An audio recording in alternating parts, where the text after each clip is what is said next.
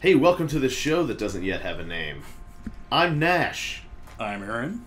Alright, so anyway, pull out my scrap of paper here. Note 1, sponsor. Today's episode is brought to you by seasonal allergies. You're allergic to the planet, and it's allergic to you. Take a hint. Seasonal allergies. See what else we got here. Notes. Notes from our previous episode. The man. Notes from the man from our last episode. He says, "Great!" Exclamation point. He's a fan. Very succinct. Yeah. Those were almost all of his notes, and I thought that would be it, but then he continued. So apparently, he's got it in his mind when we're talking, or I'm telling an anecdote, or one of his, in some kind of zone. He wants to add sound effects. Yeah, you mentioned to set the mood. What do you guys think of sound effects? Some like ambient sounds. Yeah, some like ambient noises. So like when you're walking through the murder woods, you have some wind blowing. Yeah, some deathly crickety sounds or something. Yeah, some moaning in there. yeah, some horrific moaning. I think sound effects is a good idea for the most part. Yeah. But I wonder, what if there's very specific sounds in a certain area? Like, I know some people that are ornithologists, right? Like, if you add background bird sounds and then they hear them, they'll be like, "Those aren't the birds native to that area." Takes them right out of the story. So it's just small things like that I'm concerned about. We'll have to be sure that we source our sounds diligently. Yeah. You definitely have to triple check that stuff because I just can't be bothered to check it myself. But if sounds are going to be added, it's got to make sure they're the right sounds. Yeah. Like, what if I'm describing a sound of, like, breaking someone's bones, and then they put in a sound, and I'm like, no, it's more of, like, a sticky thwack, and not so much of, like, a dry crack. Like a dry crack, yeah. What else we got? Continued notes from the man. So, in regards names to the show, our podcast here, he likes... Actually, the way he phrased it made it sound like he thought maybe it was his idea. The Chronicles of Nash, which is definitely the name of my blog already, and then one of the names of my shows. But I wasn't opposed to it. It could be a multi-platform. It's a multi-platform. And he said, one of the things that's enjoyable about listening to this is sort of there's a meta story that is us trying to figure out how a podcast works. Yeah. And I thought that was pretty funny. And he was like, like Hawaiian babies, you don't even name them till they're like a year old. So you just do your thing, and then eventually a name will come to you. Eventually the right name will produce itself. Yeah, and sure enough it did. Because over the weekend, it dawned on me. And I think this is it. Let me know what you guys think. Because it's got multiple layers here, like I like things to do. How about the national pastime? It's got Nash in it. That's me. Yeah. You see, that's layer number one. And play on national, like nation. Right, yes. And pastime, because this is like a thing that we do, and it's also talking about things that I do, but also it's us. It's our pastime. And people can listen to it when they're just passing time. Exactly. Yeah, so it's the national pastime. What do you guys think? I like it. You like it? I think it's very... as you said, multi-layered. Multi-layered, yeah, apropos. If you hate it, I mean, you're obligated to say so. You're duty-bound. I like it. All right. That's one vote for national pastime, or the national pastime. And I'm not sure how that would be spelled. I'm thinking Nash, all capital letters, and then lowercase Ional, capital P, astime, Astime, exclamation point. National pastime. That's exactly how I envisioned it. Yeah. Yeah. I'm doesn't have to have that exclamation point at the end, but I feel like, that's the extra panache. Yeah. And panache is spelled P-E capital N-A-S-H. Exactly. That's pretty good. That could be the backup name for our show. Panache! Exclamation point. Yeah. Like, it's just one word. Panache, pronounced, as a shout. Let's see, what other notes does he have? Yeah, I was talking here about how it's not just tales of daring do, but also people and stuff that we all affect. So so that's notes from the man. continued notes.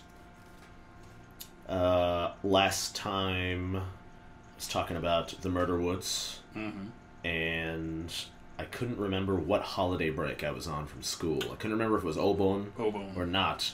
I was at Golden Week. You were right, because it was earlier than Obon. Obon is in the autumn, the early autumn. The Golden Week's, I know, was like the summer. Yeah, this was Golden Week, and the reason that's significant is the reason the guy did not brand my stick at the top was because it was the day before the climbing season started. And he was like, nope, furnace is on tomorrow, you gotta come back. Like, I'm not climbing back up here tomorrow. It just had a bit of an ordeal as an understatement. Climbing back up here. So notes on that. So, on to you.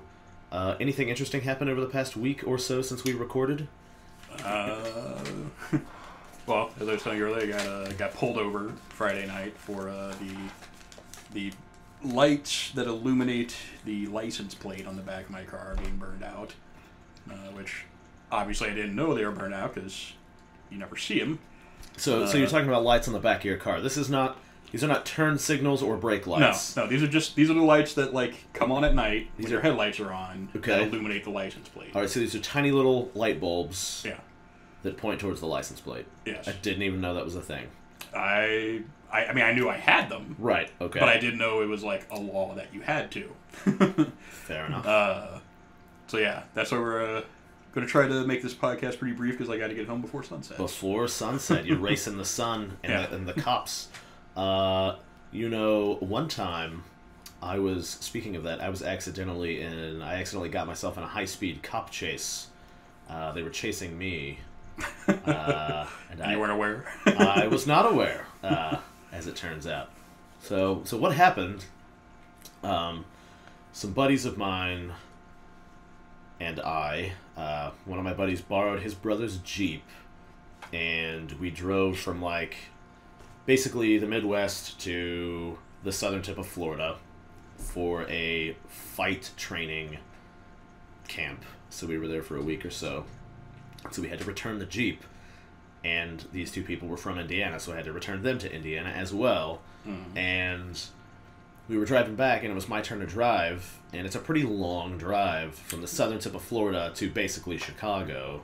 Yeah. It's a bit of a drive. So I did the same drive, but from Indianapolis. Right. Back. So, it's crappy, to say the least. It's like a 14-hour drive. Yeah, it's nightmarish. So it was my turn to drive, and it was 1 a.m, and one of my buddies is asleep in the passenger seats, and then the buddy whose brother's Jeep that it is asleep in the back seat. And I am in the backwoods, crappiest mountain part of Georgia. Mm-hmm. Just nothing but winding road, or straight road, and then winding road, and just hills, nothing, no civilization. It's way out there. And it's one of those a small area where if you're not related to anyone in that town, you shouldn't be there. Mm-hmm. It doesn't matter what color you are or where you're from. If you're not from there, you are not welcome. It's like those crazy mountain towns in Virginia. Yes. Yeah. And so I was like, you know what? I would like to not be in this place, and I would also like this drive to be over as fast as possible. So I'm going to go as fast as possible. So I'm driving, and I'm driving fast, and I'm driving and driving and driving, and then, unbeknownst to me,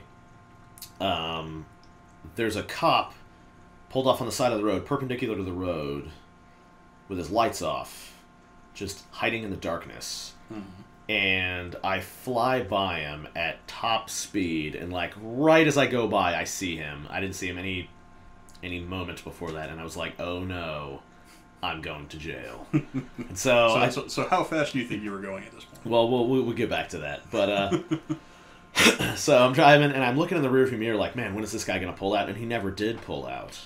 And I was thinking, okay, close call, Nash.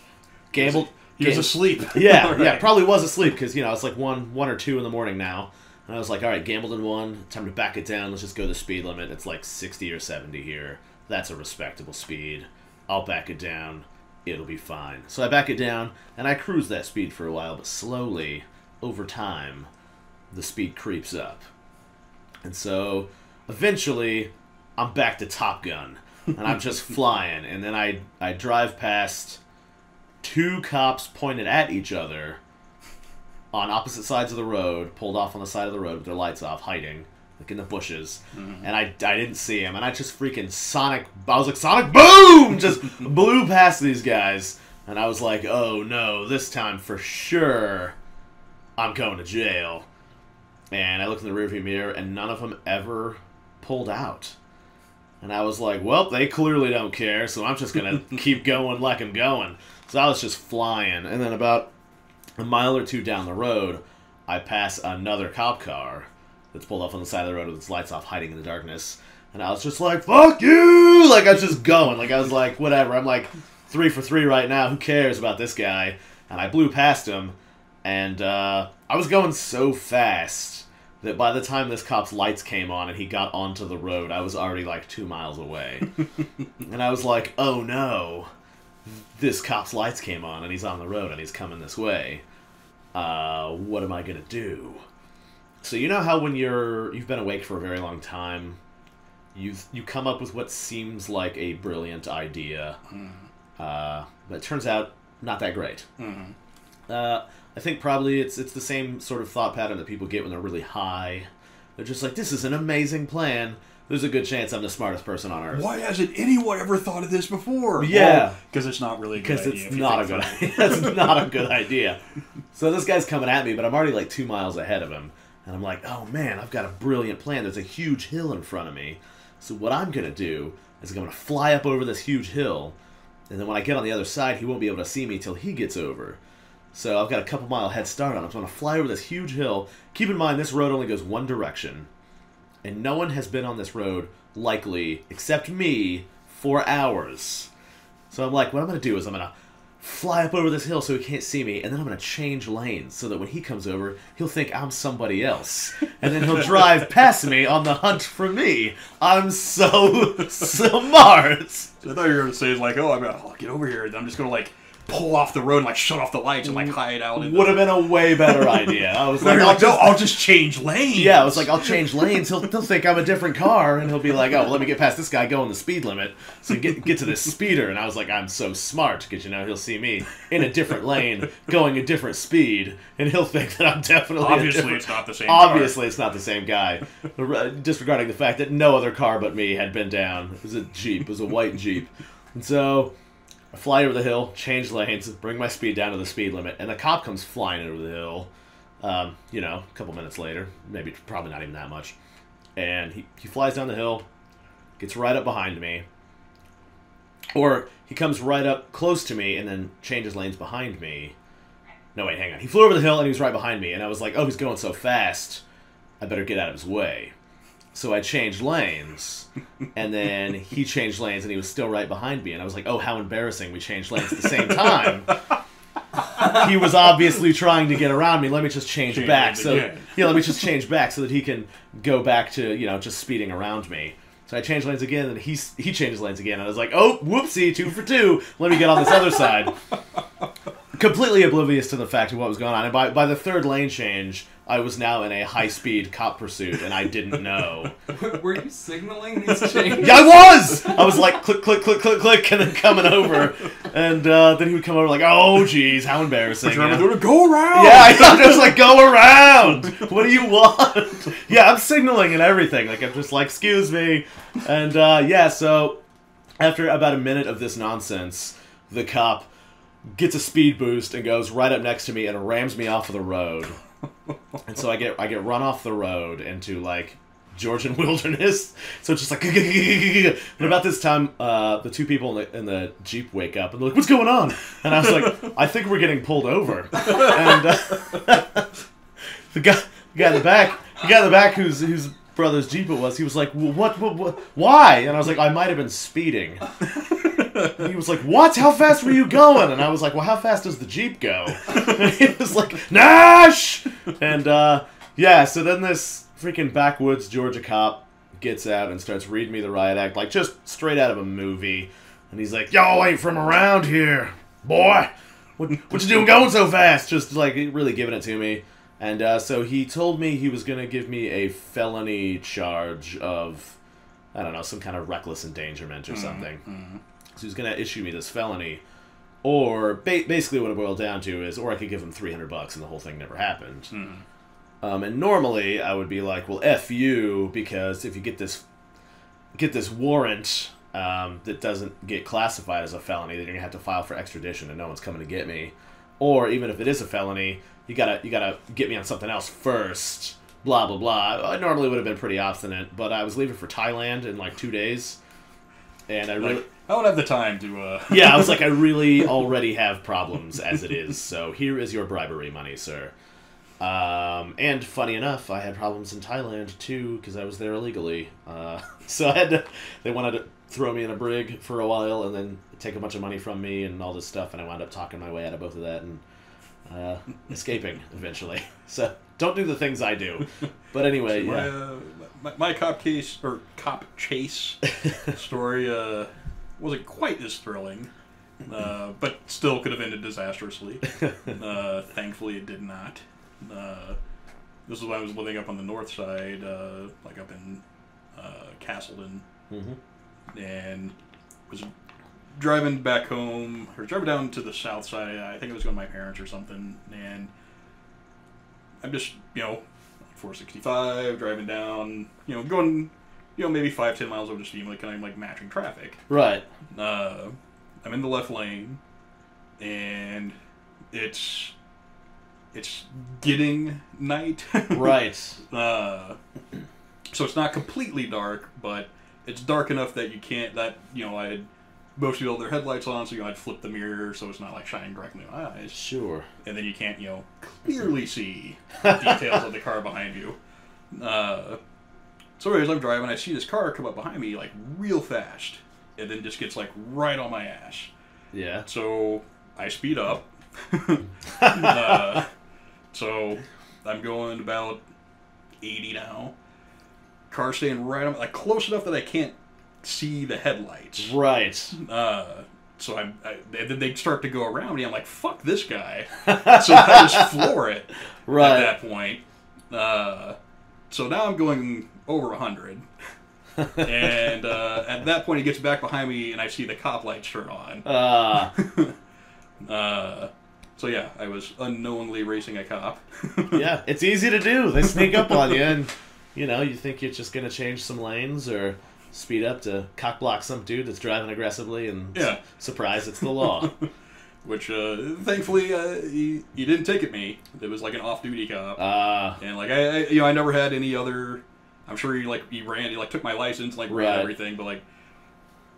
He was pissed. Yeah, was he like, hey, quit being an asshole. Here's your one and only warning. Well, he basically was like, yo, what the hell do you think you were doing? It was like, honestly, the words that came out of his mouth when he walked up to the window. Really bright. I didn't know, actually. I have no idea.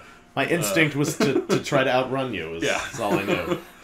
But yeah, so he just let me off with a warning, and like I said, I didn't have any like priors or anything like that, so that's good. I think he was lenient. I'll tell you, one time I'm super glad I didn't get caught by the cops in an automobile-related thing. Well, I mean, there's numerous times, but this one sticks out in my mind. Because one time, I can technically say that I went 100 miles an hour over the speed limits.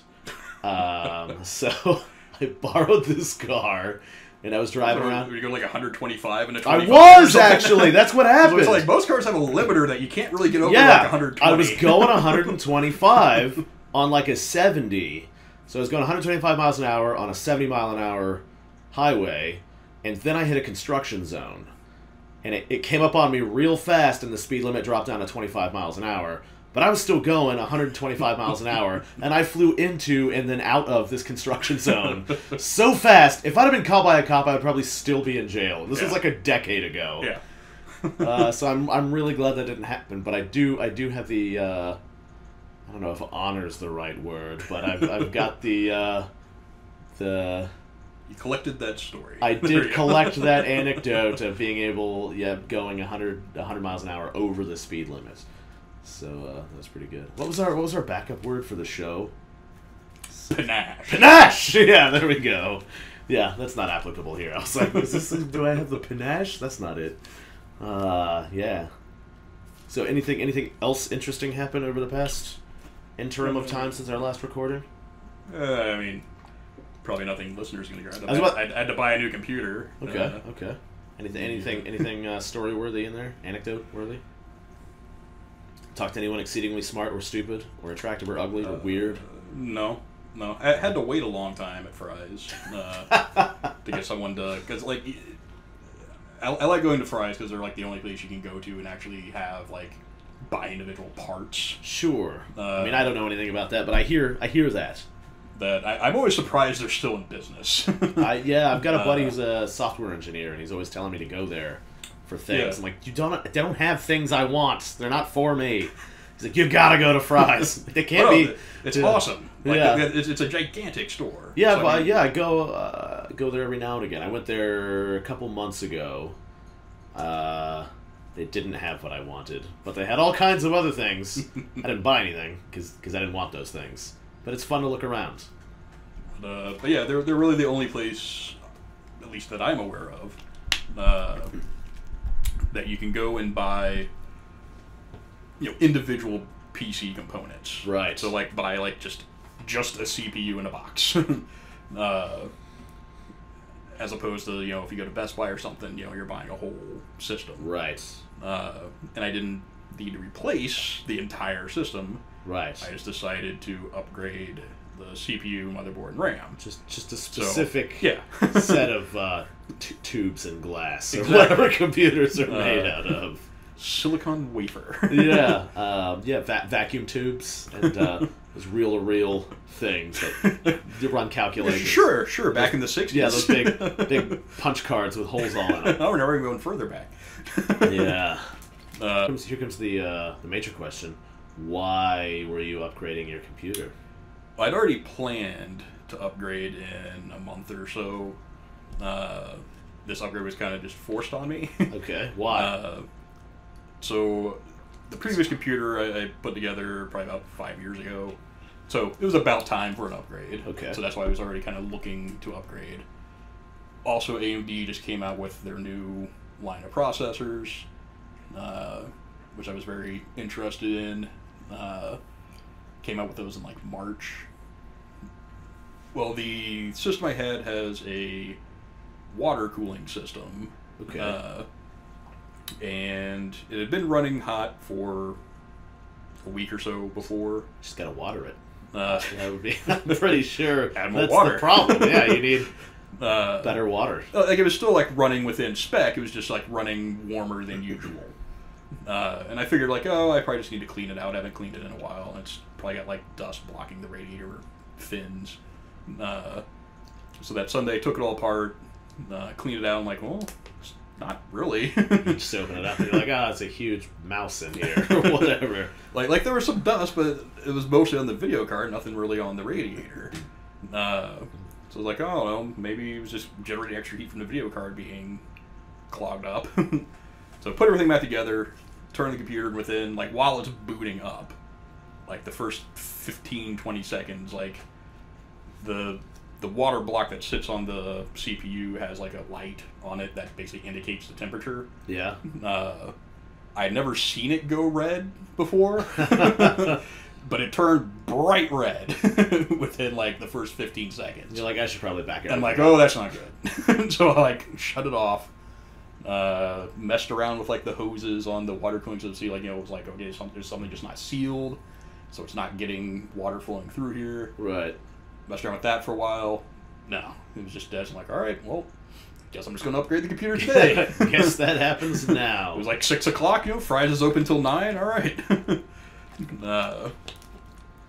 And yeah, it actually ended up working out really well because I got it actually cheaper, surprisingly, than I could have got buying all the same stuff on Amazon. Nice. Which that's rarely a rarity. happens. Yeah, that's a rarity. I have a similar related thing that happened to me this past week. You're talking about being water cooled. Let's see what we got here. Yeah, so due to whatever climate change is going on, there's been about nonstop rain for like 2 weeks. Mm-hmm.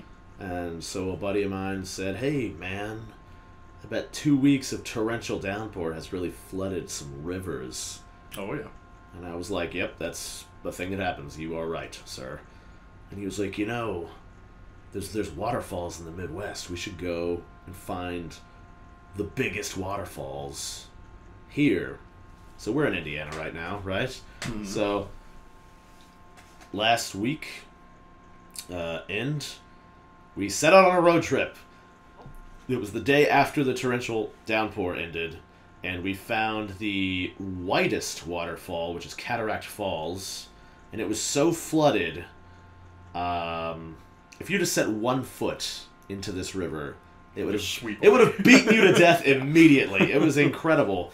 But there's like two parts to the waterfall. So there's the main drop, and then about a mile down the river, there's another part of the waterfall that's like a stair-stepping sort of waterfall where there's like a series of 1 and 2 foot drops that go on for a while. And it was so flooded that the water had risen above the waterfall, so there was no more waterfall and no more forest surrounding the area, and no more like now it's just a giant, swiftly moving river. It wasn't even moving anymore. That was the impressive part. Like, it flooded the forest and then the parking lot, like going to the tourist area, and like swept away all the signs. It looked like life after people. It was crazy. So that was pretty cool. And so that was the girthiest waterfall. And then we traveled and we went to the longest waterfall, which is a 90-foot drop that we were able to get to. And that was pretty rad. And my buddy was like, hey, you got any of those stickers left? And I was like, oh, yeah, that was the whole point of getting these stickers. So I've got stickers with my blog and logo on them that I tag, like, places with that I go. Yeah, so I tagged the waterfall with my stickers. And I was like, yeah, thanks for reminding me, man. That was really nice. But, there's some kind of moral in this story, I think, in that at the second part of the first place that we went, the staircase waterfall that was no longer any of those things, I thought, hey, wouldn't it be cool if we got our picture taken together in front of what used to be some forest with signs in it, and now it's just a flooded wasteland with like broken signs floating around and ducks and stuff. And he was like, yeah, that would be pretty cool. And there was a lady walking by, just this one lady, like getting out of her car a bit of a ways away. And I said, hey, excuse me, could you take our picture? And this is what I want. I want the sign between the two of us and all the stuff in the background, so we're, centered. The center of the photograph is the sign, and we're equidistant between the sign. Like a photograph, right? You've probably seen one in your life. And so this lady took a few pictures. She was like, oh, here you go, hope they're good. I'm like, I'm sure they'll be great, like anything's fine. And then I looked at him later. The worst pictures I've ever seen in my life. Like, heads are cut off. Yeah, nothing is centered. Everything is just the worst. So bad, in fact. Like, it looks like the lady had never seen a photograph before. So bad that I am convinced that there's no way it was accidental. Like, it had to be some kind of, like, intentional life lesson. Yeah, no, not even malicious. Just like, hey, here's pro tip: don't ask strangers for help. Here's what happens. Like that kind of thing. I'm like, well, live and learn. So I was thinking the story was going to go. You ask her, and then she takes a picture, and then she's like, yeah, this is where my house used to be. That would have been a much better story, because then I just would have been like, well, time to be hitting the old dusty trail, because I don't want to hear about how your house is washed away. Unless this story ends with you, like, hiring me to quest out the remnants of your house, that would be great. I would love to do that. Yeah. Just be like, well, half of it floated that way, and half of it floated that way. If you can come back, what I really need is the rooster key. But I had a basement that was sealed with you can only get to it with an iron trap door that was airtight. Yeah, but I got like bags of gold down there. Yeah, you can only get to it with this key that washed away down the river. If you could retrieve it for me, I'll give you half. And then I get down the river and I find an old man. He's like, I found the key, but what I need is this flower that only lives on the top of this tree. If you could trade me that. And then I get to the flower dealer, and he's like, what I need, and then I just spend the rest of my life doing fetch quests to try to get back to this. By the time I get back and I open it up, it's just like one little tiny thing of gold. It's not worth anything to anyone, and the lady's dead. It's like, ah, damn it. But yeah, so you and I had a similar weekend. We were dealing with water cooling. Oh yeah. It's really the same. It's almost, if you think about it. Almost identical. Yeah, almost the same. You needed some of my water because it was like super cold. It was really cold. Oh yeah. Well, it was really just in the last 3 or 4 days that it heated up here. It was still like in the 50s. Yeah. So it was like the first, because it was the day after the torrential downpours ended. So it was like 70 degrees quite lovely. But the water was still cold as balls. Like, very cold. Well, then, like, I know, like, that time, like, at night, it was still getting down to, like, 40s. Damn near freezing, yeah. Damn near freezing. Sounds And good. we'll audio film another episode as soon as possible. Yeah, so on the way here, I heard a commercial. Take a guess what it was for. It was kind of a commercial, more of a public service announcement. Guess what it was for. Was it on the radio? It was on the radio. What station? I don't know. I scan around a lot. It's something that could be theoretically on any station. It's Okay. a public service announcement / commercial. Warning signs of stroke. But No. was it by the ad council? Like, they're usually the ones that do, like actual public service announcements. It might have been. It might have been. Was it an anti-smoking? It was not an anti-smoking. Good guess. I'll give you a hint. It's for a government thing.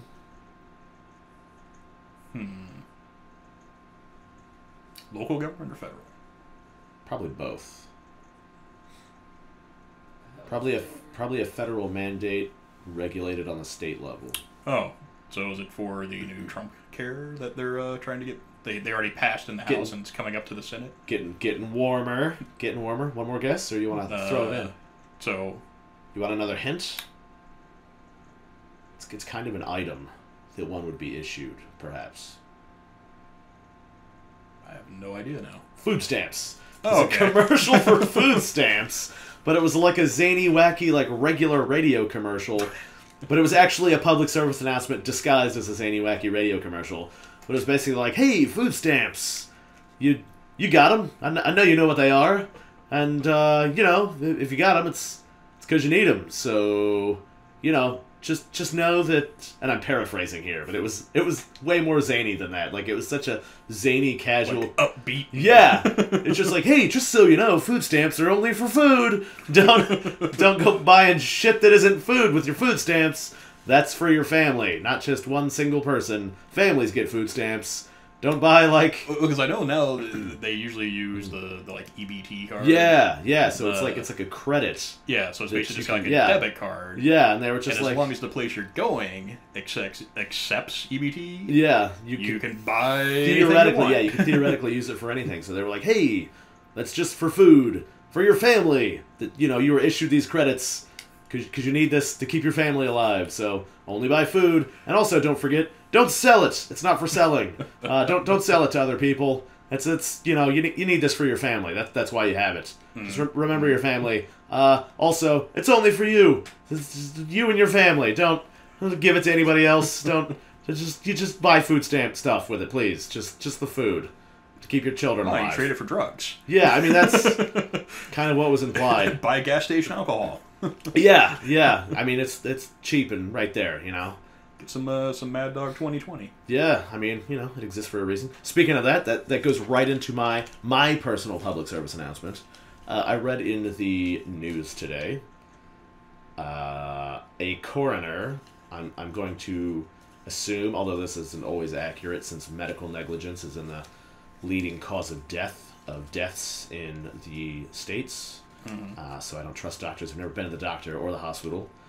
Because that's where you go to die. I don't trust them. Bunch of incompetent boobs for the most part.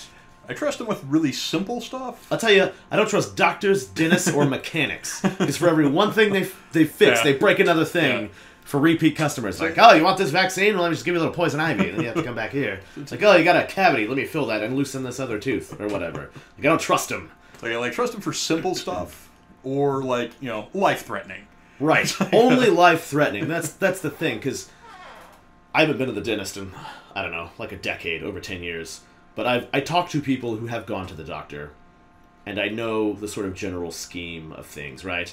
The doctor and the dentist, and probably also the mechanic, but I know the least about car stuff. But basically, unless it's an emergency situation, they're just glorified babysitters. You go to the dentist, and they're like, "Hey, let me brush your teeth for you. And also, don't forget to brush your teeth and floss, because you get shit stuck in there, and then your teeth melt away. So brush and floss." If you're already brushing and flossing, and you don't have Oh, but you don't do it right. A problem. If you're already brushing and flossing, and you don't have, I brush and floss like 3 times a day. I don't need to go to the dentist until I get my teeth broken from someone's fist. Like, until an emergency, I don't need you babysitting me. Doesn't matter how good you do it. You aren't doing it right. You aren't doing it right. Yeah, exactly. Exactly. And you go to the doctor, and they're like, "Hey, you're kind of fat. Stop being so fat. Maybe cool it on the things that are poison. Maybe don't take so much poison all the time. You know, your fast food and your drugs and your alcohol. Maybe back it down a little bit. Maybe walk around some. Right? I already do some of those things. Actually, all of those things. It's like, yeah. For anyone who obviously this is a radio podcast, so you can't see. Nash is very physically fit. I'm doing all right. You're seriously like one of. I mean, other than like I've seen like random bodybuilder on the street or something, but like of just like a normal person, even though you lead an extraordinary life. Yeah. You're probably one of the most physically fit people I've like personally witnessed. I would also, I got some buddies that fight in the UFC, and I'm in way better shape than they are. So I'm doing all right. Physical fitness wise. I don't do drugs, as we previously have discussed. It's not because I'm against them. It's just because I'm not wired properly. I do drink to excess, but not all the time. Just when I do, like the Dos Equis guy. He's like, I don't always drink, but when I do, I get shit-faced. I do to excess. Yeah, so I mean, that's whatever, but that's maybe less than once a month, probably. Only on special occasions. By special occasions, I mean any occasion where more than me is just there and someone's drinking. What was the other thing? Don't eat fast food. I haven't had McDonald's since 1999, which is probably before most people who would ever hear this were born. I don't eat fast food. So, I'm doing all right. I don't drink soda or caffeinated drinks ever. So yeah, I don't need a doctor. I'm definitely addicted to the caffeine. And that's where this public service announcement is actually going. But yeah, I probably should go to the doctor, or should have gone. As we talked about, got my knee dislocated a couple times, went into shock, probably should have gone then. Stepped on a rusty poop-covered nail in a third world country on a farm with the world's highest concentration of AIDS. Got all the diseases. Probably should have gone then. I've had multiple concussions, broken bones, blown out eardrums. Most recently, I was doing back handspring agility drills, and this was 3 weeks ago. And I jumped up to go do this back handspring, and so I was doing them for sets of a certain amount. If you don't exercise, you probably don't know, but for those of you who do exercise, if you're doing an exercise, the more you do it, the more tired you get, and your form starts to deteriorate. At a certain point, you're like, well, that's it. I can't do anymore. I'm too tired. So I was doing these back handsprings, and I had a couple more reps, and I finished the set that I was supposed to be doing, but it was just a really crappy finish. And I was like, no, I gotta finish on a good note. So I did another one, and it was even crappier. And I was like, well, I just need one more good one. So I did another one, and it was even crappier. And I was like, I'm not ending like this. And now I have a degree. I have a Bachelor of Science in Kinesiology with a focus on exercise science.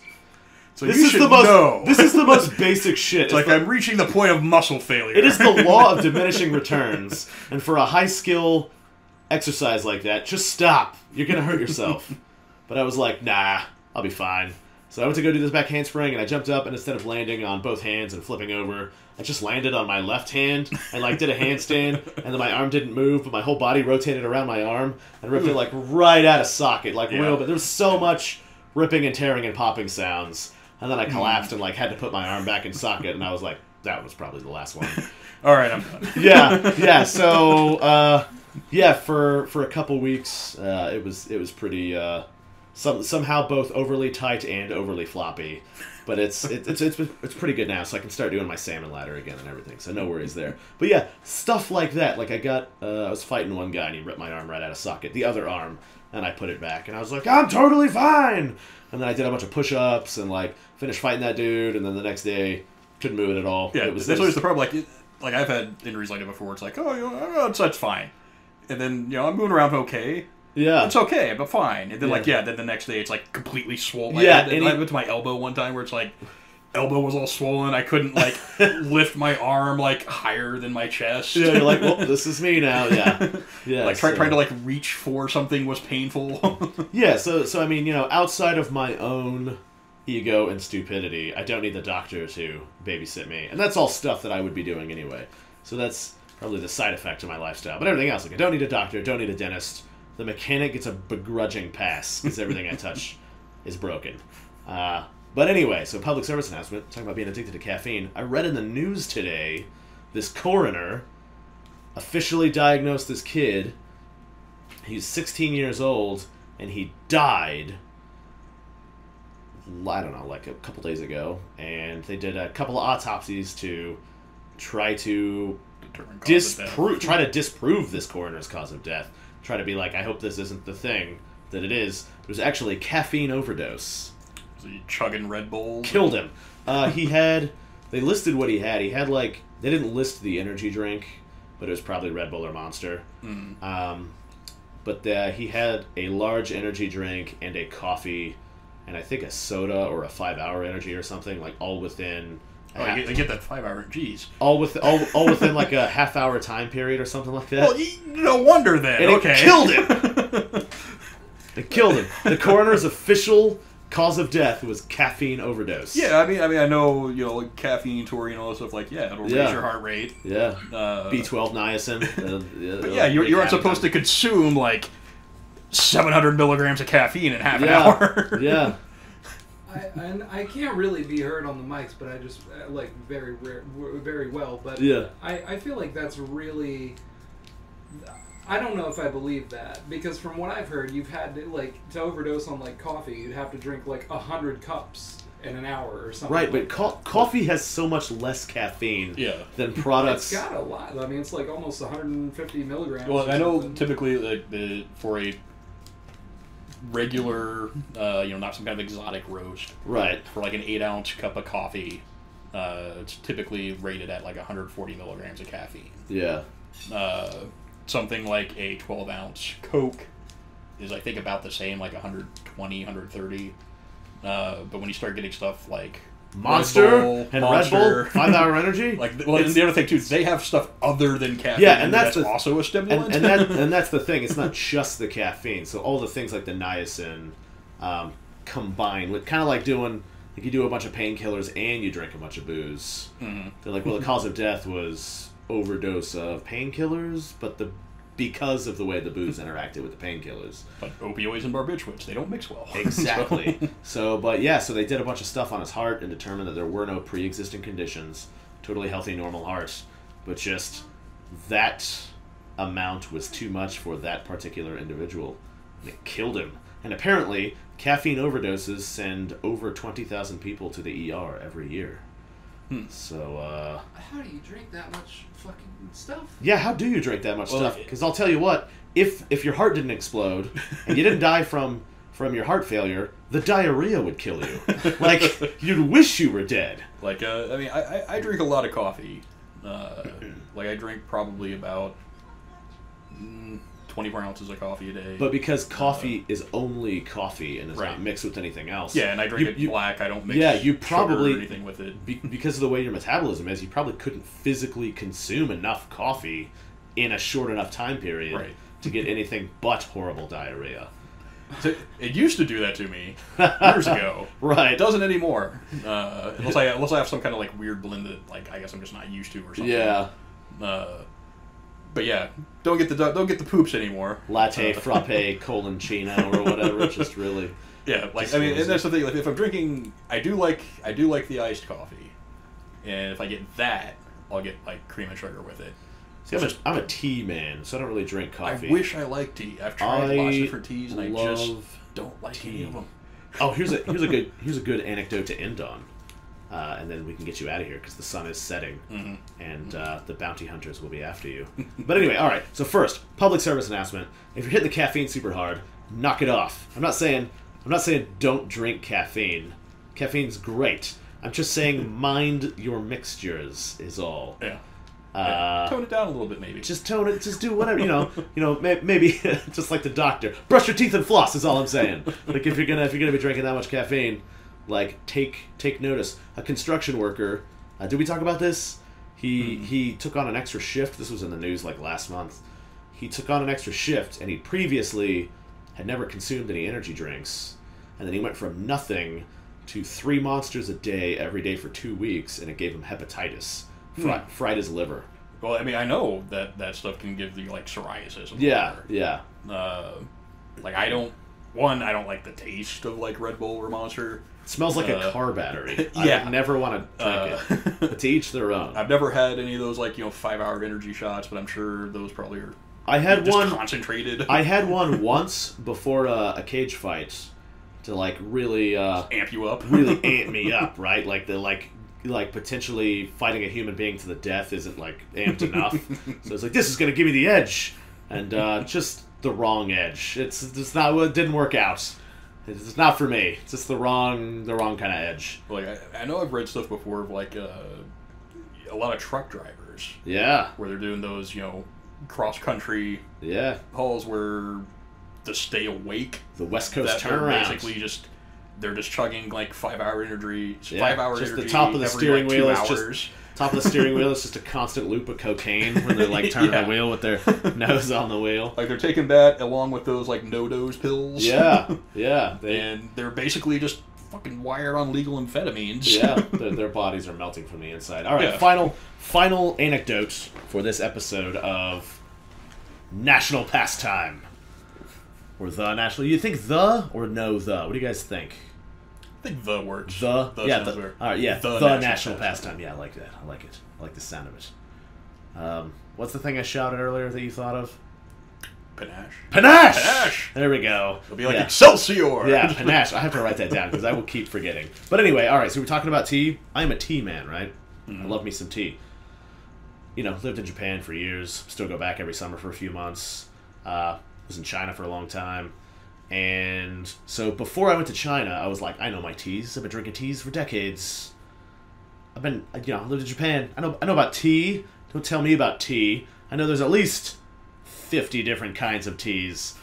And when I was in China, I knew someone who knew this tea master who ran like a tea master's hut.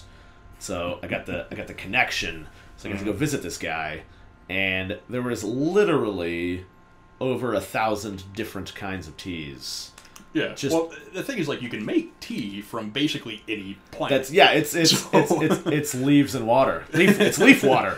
So, however many plants there are, you could technically make a tea out of any plant. Yeah, now there is an official tea plant, but yes, you can make a tea out of any plant. And then you can combine those teas into new teas. Yeah.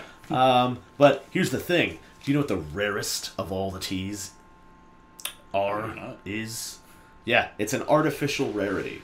So much. Oh, is it something where it's basically they control the production of it? Yes. Kind of like diamonds? I was just going to say exactly like diamonds. Diamonds are not rare, listeners. Diamonds are not rare at all, and neither is gold.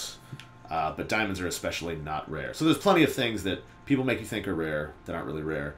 But less in that vein, because those are things that exist on their own. This is more of a thing that exists because rich people needed something to flaunt to exist. So it's less of a diamond and more of like a Chanel purse or something. Fabergé egg. Yes, it's like a Fabergé egg, except I would much rather have a Fabergé egg for so many reasons. We'll talk about that on a different episode. But so this tea, right, was actually a real tea a couple hundred years ago for Taoist religious alchemists searching for the secret to immortality. Okay. They thought that this would help elongate their life. Didn't work. I mean, they were always famous for drinking mercury and shit anyway, so a lot of their ideas had the exact opposite effect. But so China now has a lot of rich people due to dubious economic practices. But they got a lot of rich people, and rich people need stuff that distinguishes them from everyone else, because what's the point of being rich if you can't dangle it over someone's face? If everyone has the same things as you, then your richness means nothing.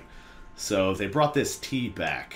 And so the leaves per se aren't what make it rare. It is the entire preparation method. So I will now describe to you the rarest tea, not by virtue of its plant, but by virtue of how it is prepared. It is artificially rare because only these people can make it.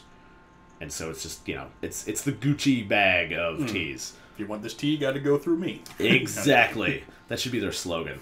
So anyway, first, the tea leaves are picked by a woman's mouth off the ground. So the tea leaves grow on the plant. But the women who pick the leaves with their mouth... So first they have to wait till the leaves fall off the plant. Right, well, they're still on the plant. They, bite them off. Okay. with their mouth. But the women themselves have to be under 30 years old, virgins, have no scars or pimples or physical imperfections, and have at least C-cup breasts. Because that definitely affects the taste. It does, because they bite it off with their mouths, and then they spit the leaves into a basket that is nestled in their cleavage. And their saliva, like, ferments the leaves. So they're supposed to be, like, these perfect... Pure vessels, right? Yeah, to like, so they're like spitting their pure spirit essence onto these tea leaves, and then it ferments it in the basket or whatever. And then, so after they collect a bunch of these, this is a real thing, by the way. You can give it a googly moogly and check it out. So after they do that, then after enough leaves have been collected, then Tao Buddhist priests collect the individual dewdrops from the leaves that are still in the field. And then from those dewdrops, brew Taoist holy water. And then with that holy water... That's what they steep the tea in. They steep those leaves that have been steeping in the pure spit cleavage sweat essence of these undefiled ladies. And then, I don't know, they do some kind of incantation. And then from that, they brew this tea. And that is the rarest, most convoluted tea in the world so far that I'm aware of that currently exists. That's way more interesting than I thought it was going to be. It's like, oh, it's from like some rare... It's from the top of a Tibetan mountain, full stop. It's from some plant that, you know, it can only grow in this specific climate. Right. It only blooms like once every 10 years. Yeah, yeah. I mean, there are plants like that. Yeah. And so technically, if you brewed a tea from that, it would be a more rare tea than this tea based on virtue of its plants. But just based on virtue of its preparation method and... that, you know, if you were so knowledgeable, you could climb the mountain and get that leaf yourself and brew it. Mm-hmm. But you could never be a pure C-cup, unscarred virgin maiden and also be a Taoist priest and also collect the dew and make holy water and then brew it up and then do all the shit you need to do to it. Yeah. So yeah, ridiculous. When really all they do is just some Lipton and some water. It's just Lipton that they leave in the sun. The Twinings tea. They're like, nailed it, done. That'll be $70,000, please. And I have no idea how much this tea costs. I know that it's real because there was a big backlash because they were hiring new maidens to pick the leaves, and it was like a huge shitstorm because a lot of the ladies got turned away. I wonder what that job pays. A lot of ladies got turned away. Who knows? But you know that tea is definitely expensive. Mm-hmm. I definitely want to drink some. I'm trying to figure out the next time I go to China a way to get some without paying. Exactly. So when I was there, I was like, "How am I going to do this?" But I had other things going on. I was on my way to the Shaolin Temple and blah blah blah. I was questing at the time, so the tea took a back seat. But you know, if I found some on my quest, I would drink it. But now, you know, when I go back in that area, I'm just going to see if I can like specifically hunt it out. But yeah, that's the tea. So give that a Google if you want to see. What the hell, you know, these are real things. Super expensive Chinese boob tea. Boob tea, yeah. Taoist immortality, well, it's life lengthening, not life forever extending. Permanent. Yeah, yeah, not indefinite life, just, you know, it's death resistant, not death proof. Yeah, there you go, that's real. Anything else to add before we close out this episode? Well, I know something that I want to talk about is that you briefly touched on, very briefly, was your time living homeless in Tokyo. It kind of says, you know, how Tokyo is one of the, if not the most expensive cities in the world to live in. It's true. Also, just normally. Also, though, the most friendly to homeless people. We don't have time to get into it now. But yeah, that's something I definitely want to touch on next time. Yeah, definitely write that down in your notes. Didn't bring my notebook with me, but it's all right. I remember it because You got a phone. I mean, you got a smartphone. Nah, I remember it specifically because I want to know about it. Excellent. All right, that's good. Your brain is better at mine. Taking notes, probably, in relation to this. That's why I have these scraps of paper. So, all right, next time we'll talk about homelessness. Adrift in Tokyo. Adrift in Tokyo, amongst other notes that I have for our next episode. Is that your final thing to add? Yeah. So, it's getting pretty dark. All right. Quickly losing daylight. Gotta get out of here before the cops come out. Fantastic. Yeah, before the cops come out. They'll suck your blood right out of your body. Go down to the bone. All right. Well, you want to give it a sign off with your name? This is Aaron. We'll talk to you next time on the National Review. That's right. And until that, National Review, National Pastime. National Pastime. Yeah. Yes. The National. That's all right. We're still waiting. This is the first episode. It's the first day. It's the first time we've had a name for real. All right. So Next time on the National Pastime, we'll touch on those things. And until then, panache! Nash! Whoa! Good episode. That's a good episode.